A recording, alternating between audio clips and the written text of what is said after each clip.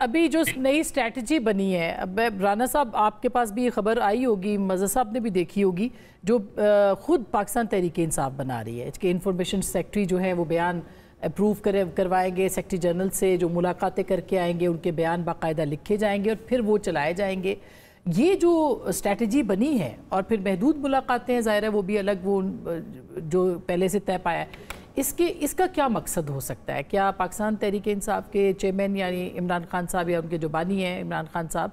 ان کی ملاقاتیں اور بیانات کو محدود کیا جائے گا، سینسر کیا جائے گا تاکہ وہ جو بیانیہ بناتے تھے اس کو روکا جا سکے؟ بیانیہ بنانے والوں نے ایگزیکٹ وہ بات کہی ہے جو آپ کہہ رہی ہیں کہ یہ تو آپ نے خود ہی خاموش کرا دیا کہ عمران خان کی جو گفتگو ہوگی وہ پہلے چھن کے آئے گی۔ دیکھیں نا، وقاص شیخ ہمارے بڑے اچھے دوست ہیں، ان کے اوپر وہ پورا الزام لگا رہے ہیں کہ یہ اسٹیبلشمنٹ کا آدمی ہے۔ یہ ترجمان ہے علی امین گنڈا پور کا جو کہ اسٹیبلشمنٹ کا آدمی ہے۔ یہی بات ہے نا، اصل مسئلہ پی ٹی آئی کا ہے، لیکن اس سب میں بات لوگ جو مانیں گے نا وہ علیمہ خان جو کرے گی اگر ان کی ملاقات ہوتی ہے۔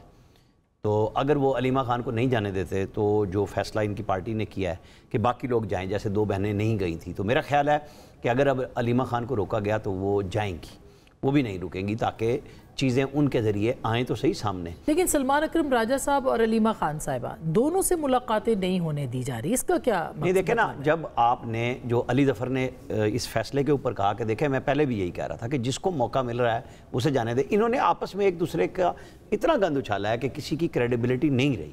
اصل مسئلہ یہی ہے، تو اب کریڈیبلٹی کس کے پاس ہے؟ پھر علیمہ خان کے پاس ہی ہے نا۔ دیکھیں نا، جو بیگم بشرا کی فیملی جاتی ہے وہ تو آ کے بات نہیں کرتی، وہ بھی کر سکتے ہیں کیونکہ ان کی جو بہن باہر سے ٹویٹ کرتی ہیں، وہ بھی ایک لڑائی مسلسل جاری ہے لوگوں کے ساتھ ان کی، مریم ریاض بٹو کی۔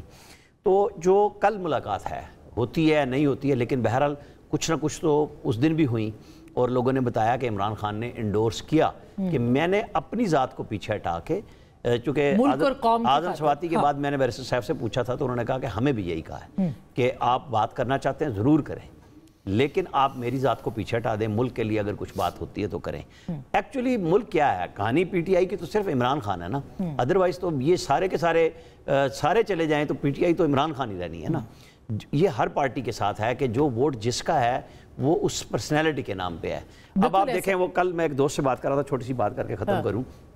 کہ ساری سیاسی جماعتیں شخصیات کے اوپر کھڑی ہیں۔ ایک جماعت ہے جو جمہوریت پہ کھڑی ہے، وہ ہے جماعت اسلامی، اور اسے ووٹ کوئی نہیں دیتا۔ اس ملک کا سسٹم، لوگ سب یہی چاہتے ہیں کہ ہر بندہ ایک بندے کے پیچھے ہو۔ ظاہر ہے کہ مزاج ہے نا، خیر اس کے، لیکن آپ کو کیا لگتا ہے ایک تو مائنز اینڈ منرلز والا جو بل ہے وہ کیا واقعی ایک ٹول ہو سکتا ہے کہ عمران خان صاحب کی رہائی کے واسطے، کہ اس کے اوپر اس وقت پوری کیمپین اور فوکس جو ہے P T I social media کا وہ اس کے اوپر ہے یا ان کے لیڈرز کا کہ بھئی اس کو روکا جائے اس بل کو تاکہ ہم بارگین کر سکیں عمران خان صاحب کی رہائی کو؟ اس پہ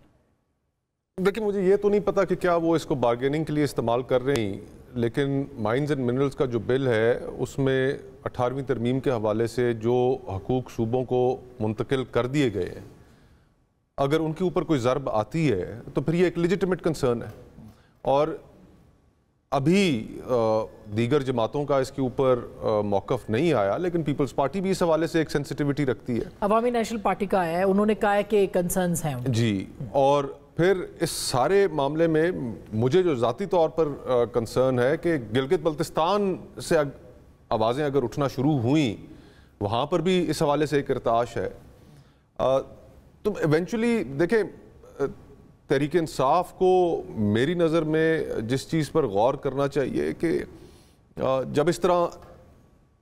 قائدین کے درمیان لفظی گولہ باری، لڑائی کا ایک ماحول، اختلاف کا ماحول جب وہ سامنے آتا ہے تو اس سے جماعت کی کریڈیبلٹی پہ بھی اثر پڑتا ہے، اور جو ان کا ورکر ہے جو بڑے مشکل حالات میں بھی ان کے ساتھ کھڑا رہا، ان کے لیے بھی یہ ایک تکلیف دہ بات ہے کہ یار کہ لیڈر ہمارا جیل میں ہے، اور بار جو باقی لیڈران ہیں، جو ہماری بی کیٹیگری کے لیڈران ہیں، سی کیٹیگری کے لیڈران ہیں، وہ سارے آپس میں الجھے ہوئے ہیں۔ تو یہ ایک ورکروں کے لیے بھی بڑی مایوس کن صورتحال ہے۔ اور اتنی بڑی سیاسی جماعت، جو کہ ہر سیاسی جماعت ایک ایسٹ ہوتی ہے، ایک اثاثہ ہوتا ہے، اس کے اندر یہ شخص تو ریخت جسے کہنا چاہیے، وہ کوئی اچھی علامت تو نہیں ہے۔ خود دیکھیں، ہر جماعت میں ہوتا ہے، صرف خان صاحب کو ہو رہا ہے، ہر جماعت میں ہوتا ہے، لیکن ایسے ماحول میں کہ جہاں پر آپ جبر کی زد پر ہوں، جب آپ کے لیے مشکلات کا بے پناہ اضافہ ہو چکا ہو، وہ اس طرح کے حالات تقاضا کرتے ہیں آپ آپس میں مزید جڑ جائیں. اور ہم نے دیکھا ہے کہ ماضی میں جب جماعتوں کے اوپر مشکل وقت آئے ہیں تو وہ جماعتیں آپس میں مزید جڑ گئیں اور مزید ان کے اندر حساسیت پیدا ہو گئی کہ ہم نے باہر کوئی ایسی بات نہیں کرنی کہ جس سے لگے یا کسی کے ہاتھ یہ موقع آئے کہ وہ ہمارے اندر دراڑیں ہیں.